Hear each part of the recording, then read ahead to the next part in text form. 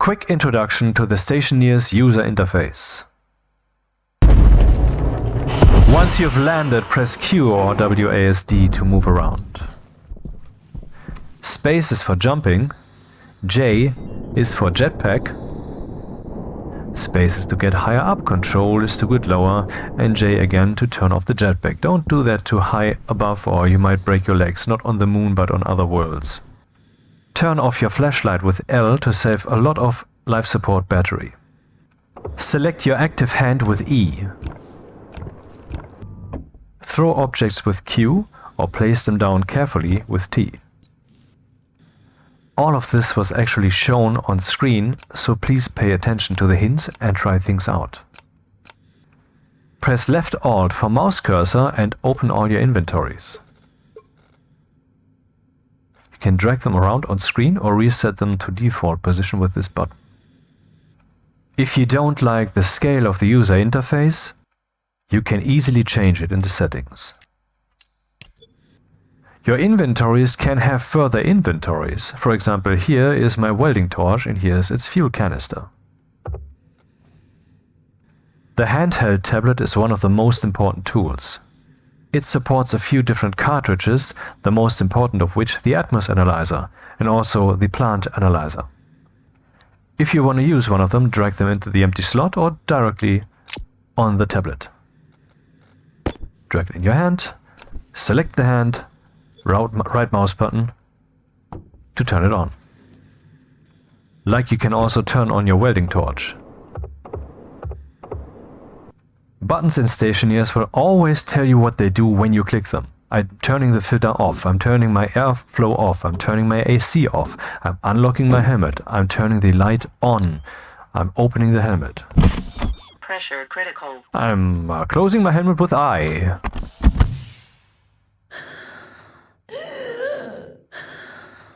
So let's go into detail. Like I already said, WASD is for moving around, space is for jumping, J is for jetpack, space is for up, and control, left control is for down.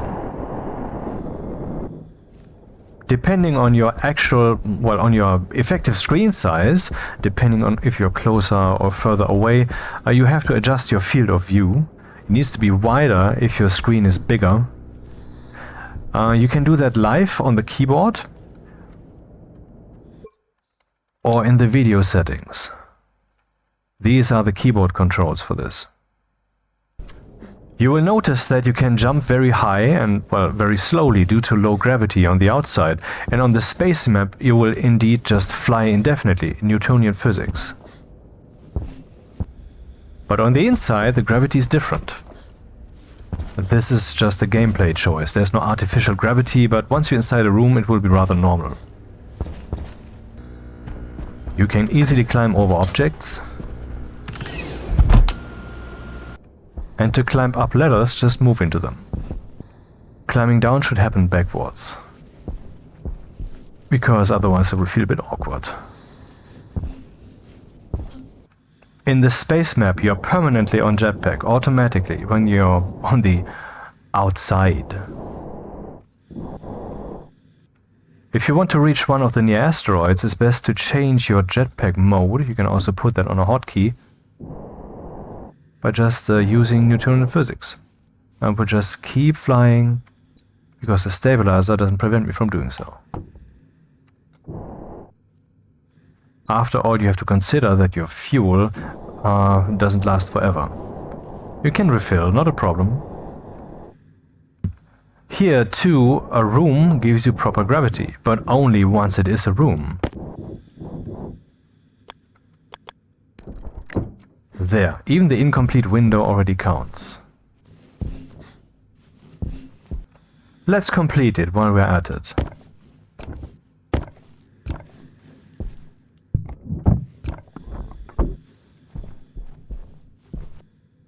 So now we're coming in from outside. Yep, gravity. If you fall from a too great height, and it's not the super expensive hard suit, but the basic spacesuit, then you will take damage. Theoretically. Well, I guess the gravity wasn't high enough. Damage. Temperature critical. Even happens to the hard suit. Oxygen low. When you're holding the duct tape in your hand, you can press the right mouse button to repair your suit. Cognition low. Temperature high. Just in time.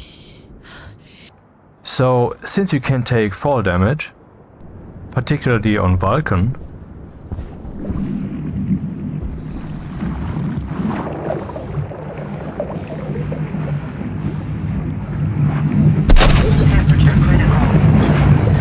and since you cannot run in Stationeers, it's advisable to change the jetpack's key from J to left shift, where your hand will be. Normally this would make this key red. For whatever reason this is not happening for left shift, so everything that is on left shift, which like mouse inspect, no.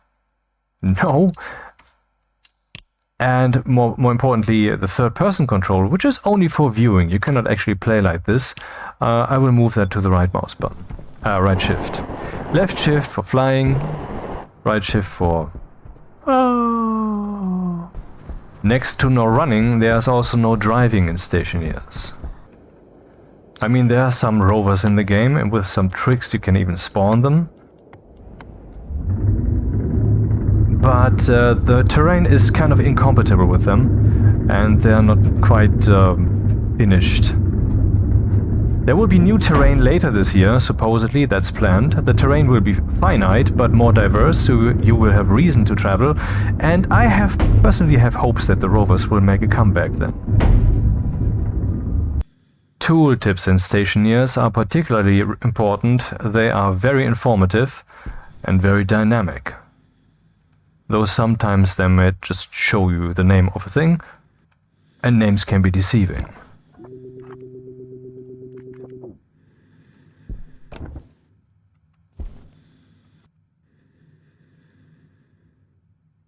Even with empty hands, some tooltips will even show you some tips of what you can do with a tool. Very important here for the lander. For example, your milk oxygen tank cannot be used while it's wrenched up like this. So we'll just open this, get the wrench.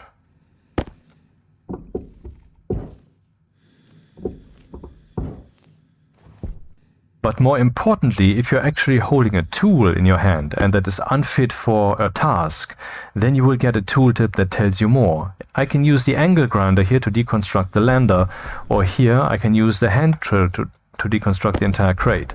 Not the best idea.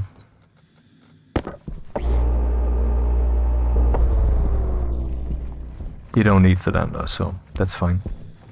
While we're on the topic of wrenching, if you put up a table and you place something that can be connected to the table on the table, you can wrench it up. Oops, that was not meant to be. Place it carefully, okay. Where did I put the wrench? You can wrench it up to the table and then it is connected. So when you turn the table on, these things will be powered and can be used. You can also wrestle a gas tank or such a liquid tank onto a portable connector somehow and wrench it up. Then it will be connected and is open through these pipes, but no longer usable in the usual way. The tooltip is particularly helpful when you're constructing things. When you're holding a tool in your active hand, here we learn that the welding torch and one iron sheet will continue construction.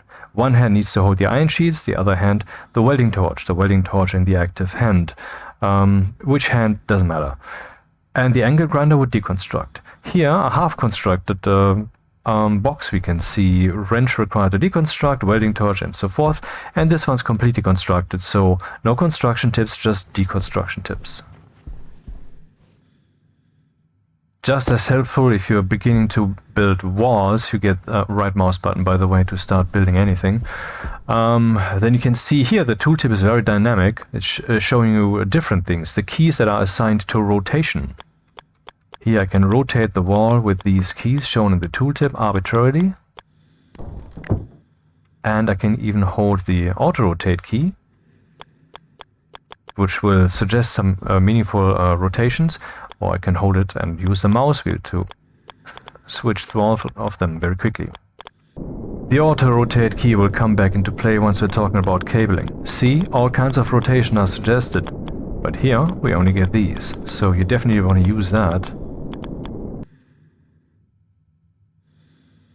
So, like already shown, pressing the left Alt key gives you the mouse pointer, allowing you to easily interact with everything, including things in the 3D world.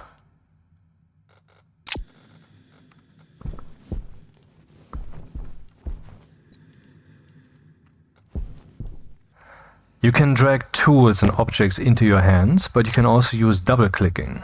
Now behold, I use this and double-click, then it goes into a fitting slot. But if I double-click from here, oh, it should go into its own slot.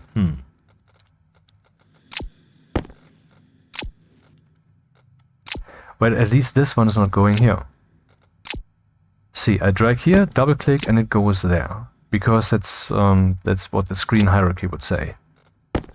But if I got it from here with a double click, then we can also go back there. So double clicking is a good thing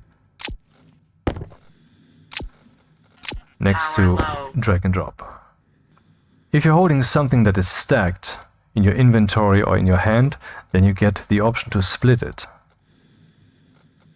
But if your hand is already full, then it will fall into the world. This is very useful when you're trying to split ice to put into a furnace while the sun is shining so it would melt in your hand. This way it will just fall into the world, right into the slot of the furnace. A tool you're holding in your active hand can be turned on and off with the right mouse button and used with the left one. So the mouse interface is really the most straightforward, beginner-friendly way to use everything here. But there's also the mouse wheel interface. When I'm using the mouse wheel, the slot in my inventory will be selected and I can press F per default to get the object into my active hand and back.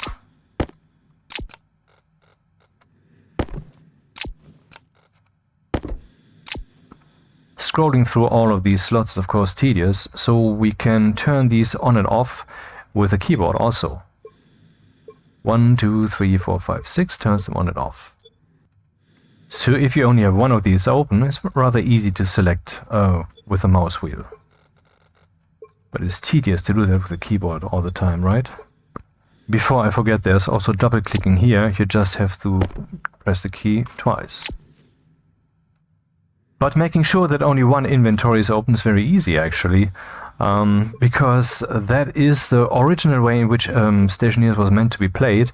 It's not exposed in the options somewhere for whatever reason, but you can change your settings XML file, which you can see here on screen. And if you change that value, legacy inventory, to true, then whenever you click on an inventory, it will be the only inventory that's open. There's no way to open multiple. Hey, what happens now? Oh, even that. So the amount of slots to potentially select with the mouse wheel is minimal. Now about buttons and devices. There's a very clear rule in Stationeers. If a button says light on, it doesn't mean the light is on, it means the light is off. A button will always say what it does when you click it. So if you're suddenly heavily breathing when you're leaving your station and you're wondering what's going on, it's probably because your filters, air supply and or AC are not on. I'm turning them on now. Now this is on. Now this is on. Now this is on. Some devices have wheels that you can turn to input a value, and then you can press a hotkey to change the value in a more fine-tuned way. But you can also use the labeler to just input something directly. And these values can also be set automatically, but then that's out of your hands. When there's some logic involved. It might even override your decision. Hey, I want this off. I want this off. I want this off. Okay. Some devices may have a mode switch. This is not the past tense but present tense. So if I click here, it means set to outward, meaning it is currently not set to outward. This, by the way, is an active vent. It blows into the room or it sucks from the room into a pipe. So currently it is set to inward. It would suck into the pipes. And now it's blowing outwards.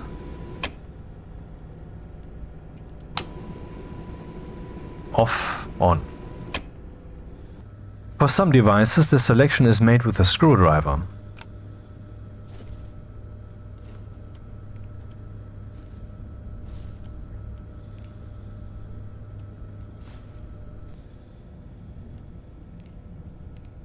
On the right you see what will be selected, on the left you see what is selected.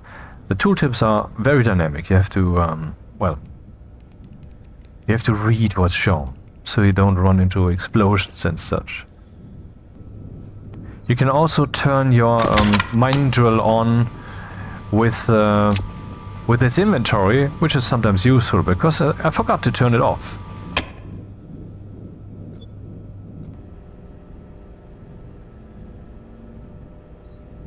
Your station is built out of frames, but when you build them like this, they are just naked. You cannot walk on them and they are not airtight. The tooltip shows you what to do when you're holding a tool in your hand. So let's take those iron sheets, turn on the torch. See, I welded twice, which cost me 2 iron sheets. If I weld only once, I can construct and walk on them, but they are not airtight. And like the tooltip says, I can get the entire iron sheet back.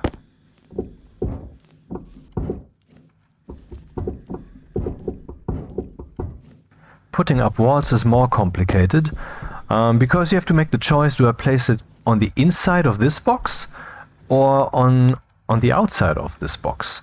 For example, do I place it like this or do I place it like this? So let's complete the construction of this.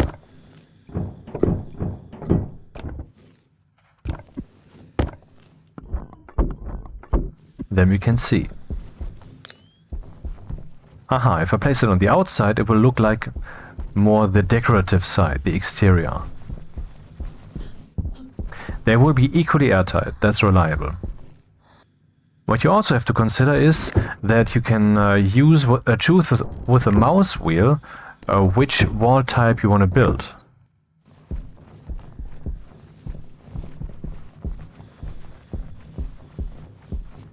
If we count these scroll wheel variants, there are many wall types in Stationeers, so their choice becomes relevant.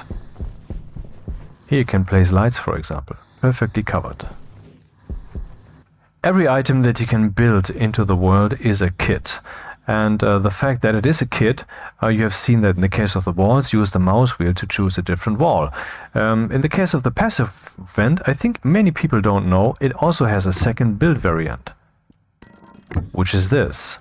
This one is airtight, but not thermal energy tight, so heat will get through the wall.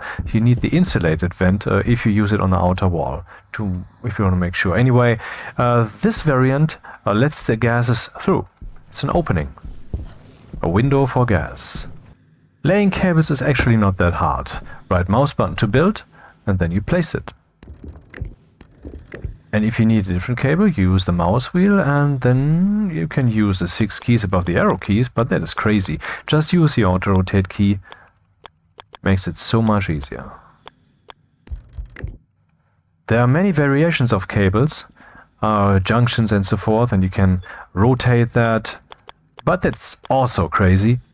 All you need are the straight cables and the curved cables. Look here. Tooltip, once again, listen to the tooltips, is saying merging requires wire cutters and other hand. Well, don't mind if I do.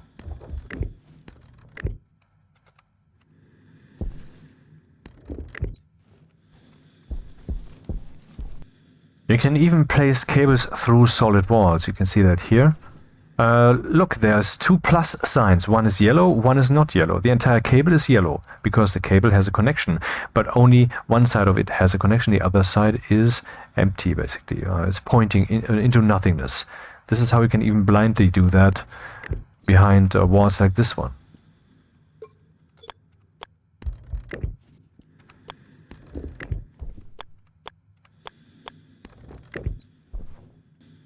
Pipes work in exactly the same way. You have many, many variants, but the only thing you need is the straight and the curved ones. The rest follows. Only in this case, you need the wrench.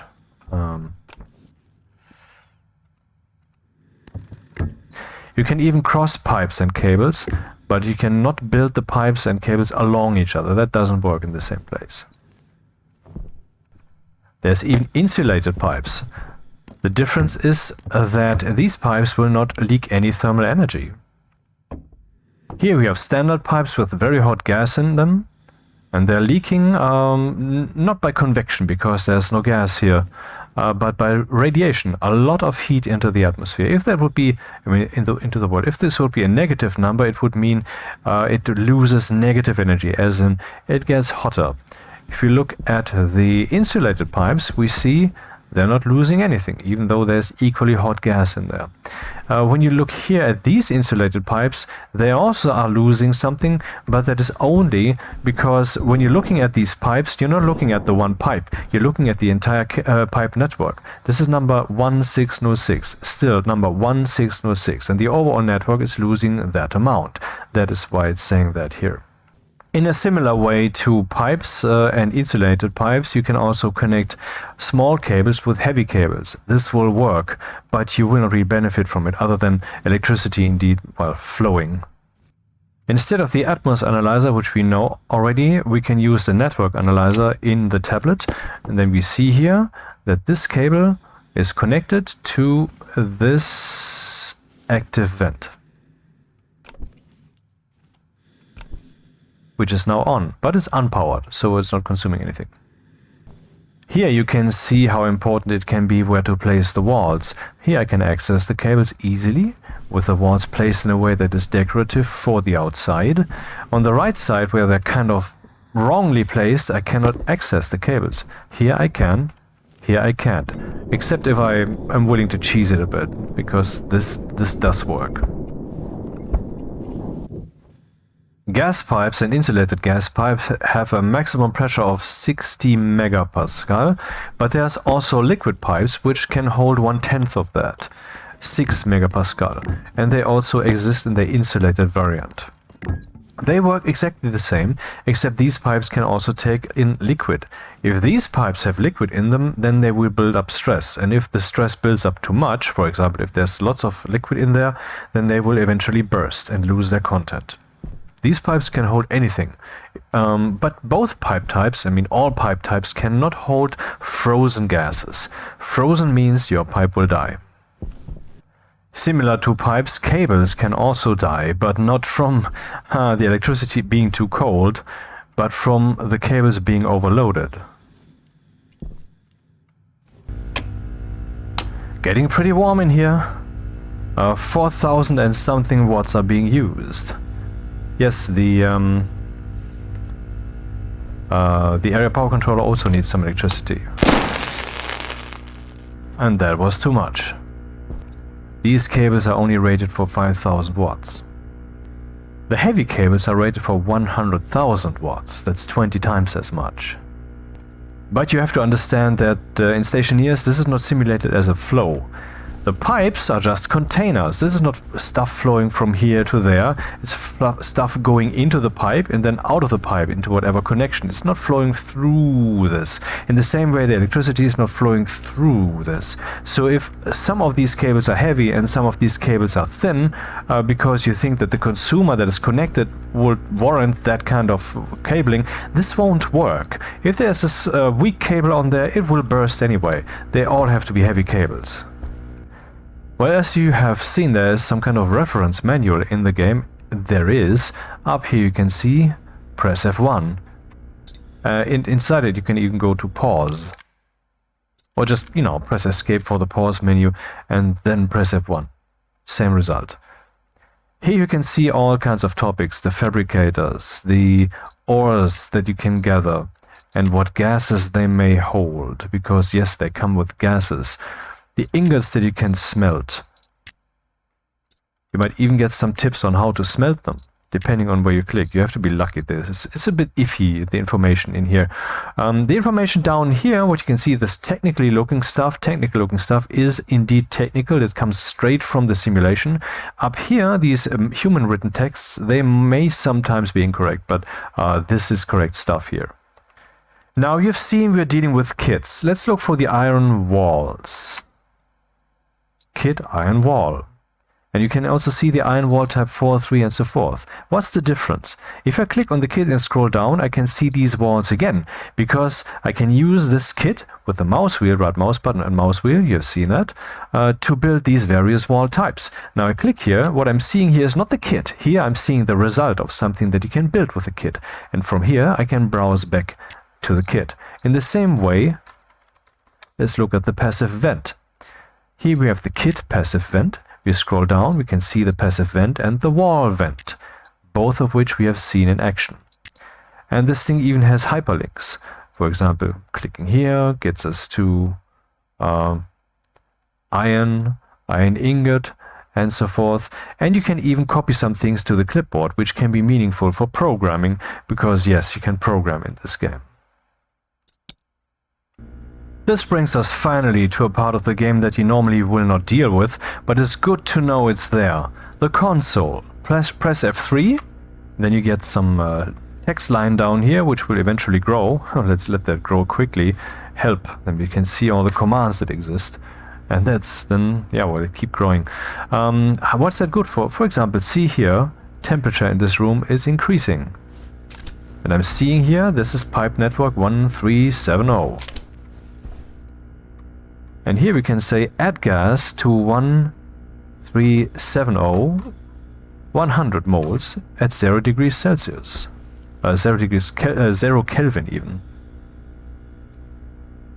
Temperature low. Yeah, it's getting mighty cold in here. This is not what you normally would do in a playthrough. I'm just saying it exists. In the same way, you can, for example, check the orbit parameters, which shows you also the time scale. Now, this is not the way it's meant to be, but we can do this.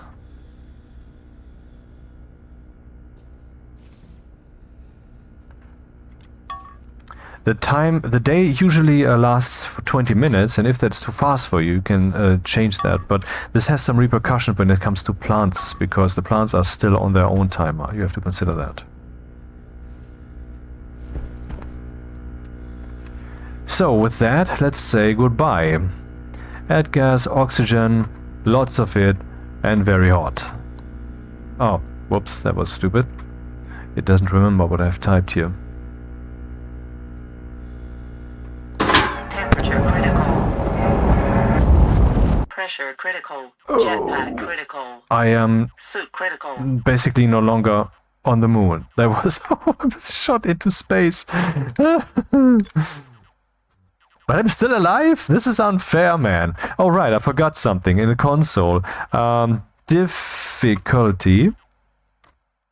Man, it's busy. You can see here creative, and you can change that. Difficulty, stationeer, or easy, or normal, always with the uppercase character in the beginning. And now I can actually die, I think.